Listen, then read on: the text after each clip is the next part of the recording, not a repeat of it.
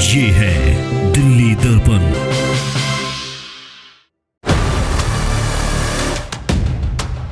Delhi high court का है, जिसमें 9 सितंबर 2024 की सुनवाई में डीआरसी की सारी पोल खुल गई, क्योंकि अगली तारीख में आने तक उनके पास कुछ नहीं बचा। जो कमेटी बनाई है वो नाम की कमेटी लग रही है अभी भी मेरे को। हमारी मांगे पूरी करो, हमारी मांगे। कमी हमारी है, कहीं ना कहीं जो सरकारें होती हैं या कंपनियां होती है फायदा हमारी कमी का लेती है, क्योंकि हम लोगों में एकजुटता नहीं है। कंपनियों की लूट जारी ज़्यादा हुई है, बेतुके पैसे बढ़ाए जा रहे हैं, कोई पब्लिक बोलने वाली नहीं है, चाहे रेजिडेंशियल हो चाहे कमर्शियल हो, हर जगह पे इन कंपनियों ने लूट मचाई हुई है। इसमें जितने टैक्स लगे हुए हैं मोर देन 50% इसमें दिल्ली गवर्नमेंट को जाते हैं। कंपनी को जो जाते हैं वो तो जाते ही हैं 6,000 की, और we are paying 1,80,000, almost double, more than double. सब कुछ लेती है हमारे से और सर्विस हमें देती नहीं है। तो इन कंपनी वालों का या डीआरसी का तो क्या सोचना है। अभी 2 साल हुए हैं, हम तो 6.5 साल से हमें जवाब नहीं मिला, तो 2 साल में कैसे उम्मीद कर सकते हैं। तो इनकी तरफ से कोई जवाब आने की उम्मीद मत करो। दोस्तों, इस समय हम मौजूद हैं बवाना इंडस्ट्रियल एरिया में, जहाँ पे मैं पीछे देख सकते हैं तमाम वो लोग हैं, ये बवाना इंडस्ट्रियल एसोसिएशन के मेंबर हैं, और साथ ही साथ इनकी यहाँ पे अपनी अपनी इंडस्ट्री है। कोई अपना कारोबार करता है, कोई मिलजुल के कारोबार करता है। आपको बता दें, इससे पहले भी ये तमाम साथी इनके हमारे ऑफिस पहुंचे थे और उन्होंने हमसे वार्तालाप की थी। इनका मुद्दा है, पिछले 2 साल से ये दिल्ली सरकार से एक लड़ाई लड़ रहे हैं, वो है इलेक्ट्रिसिटी बिल को लेकर। आगे क्या क्या हमें ये तक मालूम नहीं होता कि जो इलेक्ट्रिशियन जो डिपार्टमेंट है, इलेक्ट्रिक डिपार्टमेंट है, वो हमसे क्या चार्जेस वसूल कर रहा है। इसको लेकर हरविंदर सिंह बवाना जी, जो पिछले 2 साल से इनके साथ मिलकर अपने साथियों के साथ लड़ाई लड़ रहे हैं। मुद्दा ये है कि किस तरीके से इनके साथ अलग अलग टैक्स लगाकर, अलग अलग चीज़ें लगाकर इनका जो बिल है हाई किया जा रहा है। अगर चाहे आपका बिजनेस चालू है चाहे नहीं है, वो तमाम क्या बातें हैं। क्योंकि अगर हमने पिछली बार जब इनसे बातचीत की, उसके बाद डीआरसी ने एक कमेटी भी गठित कर दी है। क्या वो कमेटी है, क्या हाई कोर्ट के उसके बाद फैसले आए और क्या दलीलें हैं, सारी बातें हम सीधा यहाँ के बवाना इंडस्ट्रियल लोगों से भी करेंगे। मैं पहले हरविंदर जी से बात करूँगा। हरविंदर जी, जिस तरीके से पहले भी आप आए, उन्होंने अपने सारी बातें हमारे साथ रखी, लेकिन उसके बाद ऐसी लगता है कि जागो जाके साइयाँ मार सके ना कोई, वो वाली कहावत हो गई।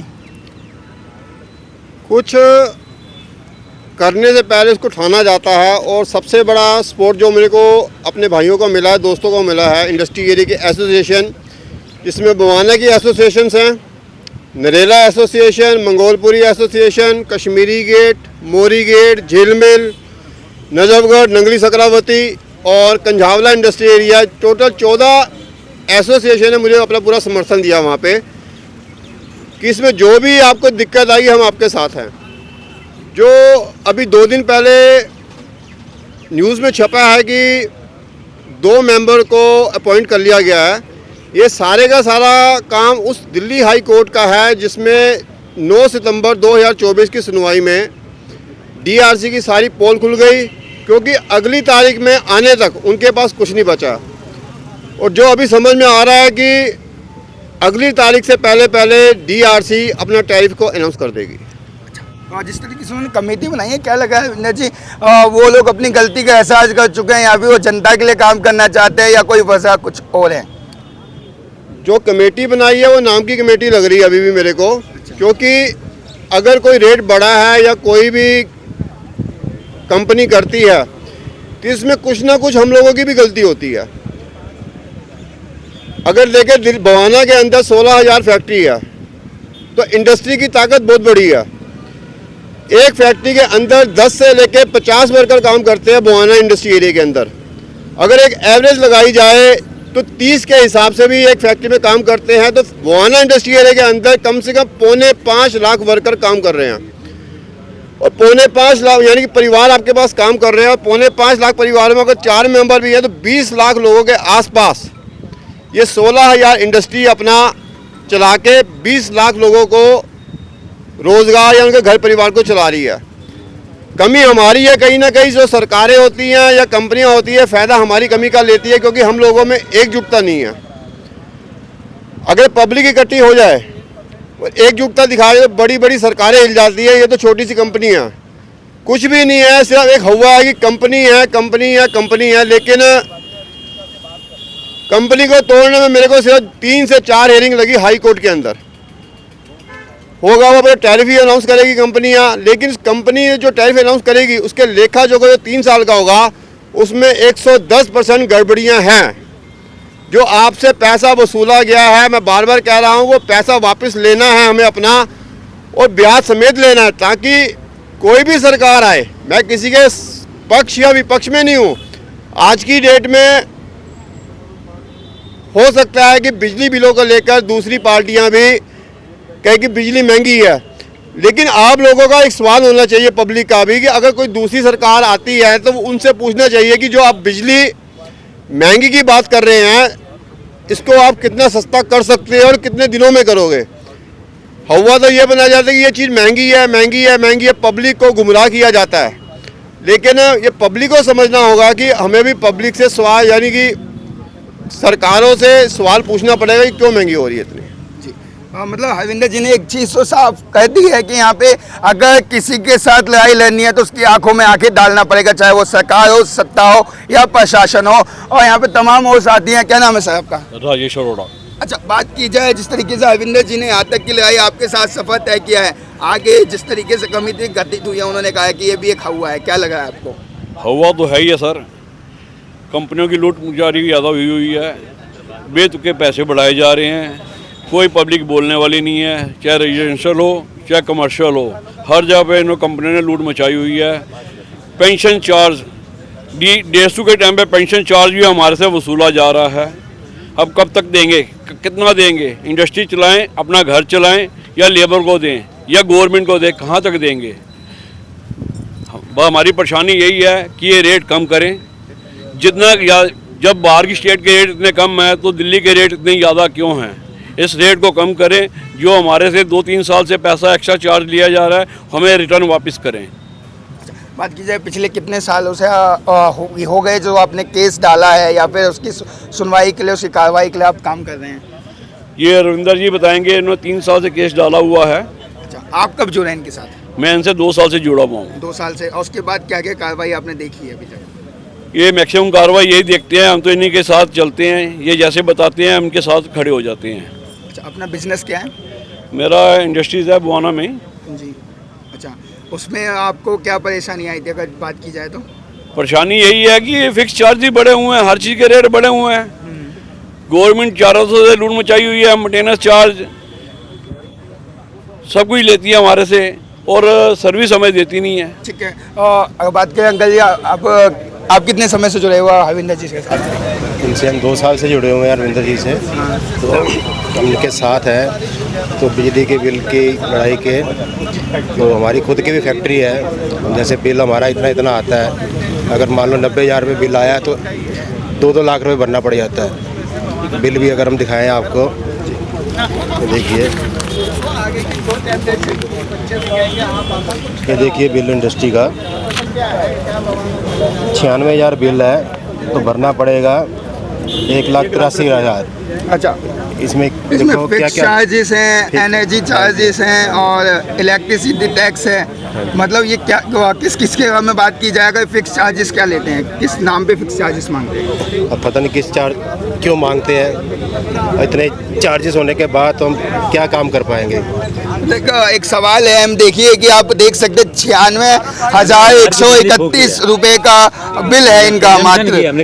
96,000 की, और we are paying 1,80,000, almost double, more than double. ये हो ना बिजली, ये देखो, ये है इतनी बिजली इस्तेमाल। 96,000 की लाइट है जी। 96,000 इन्होंने यूज किया है। उसके बाद आप देख सकते PPAC on fix charges, PPAC on energy charges, different PPAC, मतलब पता नहीं कौन कौन से चार्जेस है, शायद ही इन लोगों को उसका मतलब पता हो ताकि उसको वे समझ सके।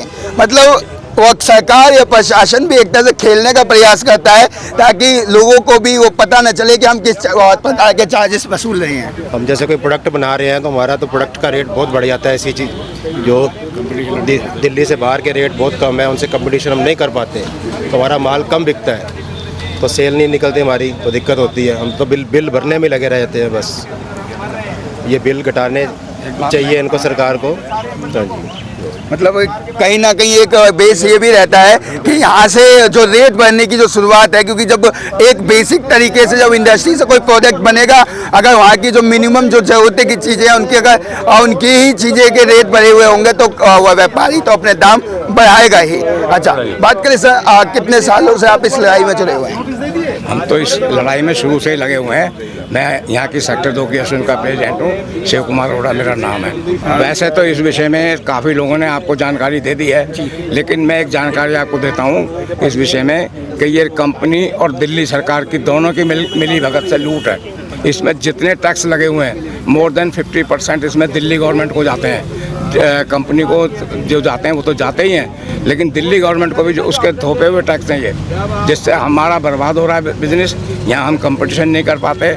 लोग दिल्ली गवर्नमेंट का तो ये इरादा है कि यहाँ से लोग चले जाएं, दिल्ली छोड़ दें, फैक्ट्रियाँ बंद हो जाएं। अरे फैक्ट्रियाँ बंद हो जाएंगी तो यहाँ के लोगों को रोज़गार, दिल्ली को गवर्नमेंट को या सेंट्रल गवर्नमेंट को इतना टैक्स देते हैं हम लोग, हर तरह के टैक्स देते हैं, वो कहाँ से आएंगे ये सोचने को कोई तैयार नहीं है। सिर्फ ये देखते हैं कि भाई ये क्या कहते हैं, ये पता नहीं हम क्या कमा रहे हैं यहाँ पर, ये तो हम लोग जानते हैं ना कि क्या कमा रहे हैं। हम कमा नहीं रहे, हम अपना खून दे के जा रहे हैं यहाँ पर, अपनी जान लुटा रहे हैं यहाँ पर, लेकिन कोई ये सोचने को तैयार नहीं है। सब चारों तरफ से दोनों हाथ से लूटने को लगे हुए हैं, चाहे वो दिल्ली सरकार है, चाहे वो बिजली कंपनी है। देखिए लूट है ना, लूट कम होनी चाहिए।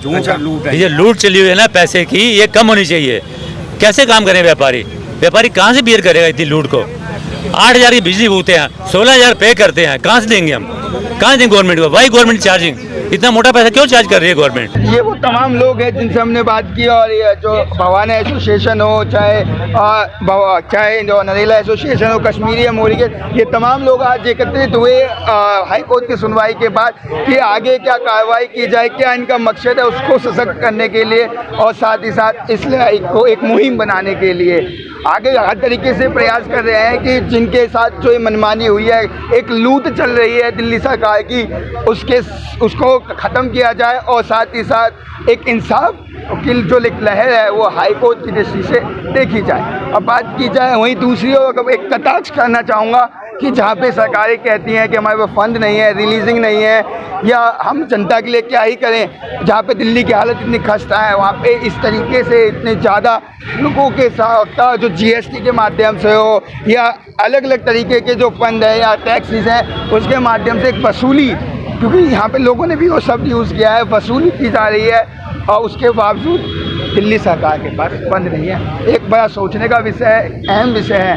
सवाल कई हैं कि जब यहाँ पे बिजली के रेट बढ़ेंगे, जब इनके बिजली के लिए दुगने से तिगने या चौगने होंगे, तो ये क्या करेंगे, अपने प्रोडक्ट के रेट बढ़ाएंगे जो जाके मार्केट में जाके महंगे होंगे। सारी चीज़ें यहाँ से जुड़ी हुई हैं, तो अब इसकी जिम्मेदारी किसकी है, जिम्मेदार कौन है, वो साफ नज़र आ रहा है। अब देखना ये होगा कि अब अगली सुनवाई होगी तो उसमें क्या रिजल्ट देखने को मिलेगा और क्या हल निकलेगा। संजीव गुप्ता, दिल्ली दर्पण टीवी। लेटेस्ट खबरों के लिए सब्सक्राइब करें हमारा YouTube चैनल या फिर लॉग ऑन करें www.delhidarpantv.com। खबरों की कवरेज और विज्ञापनों के लिए संपर्क करें।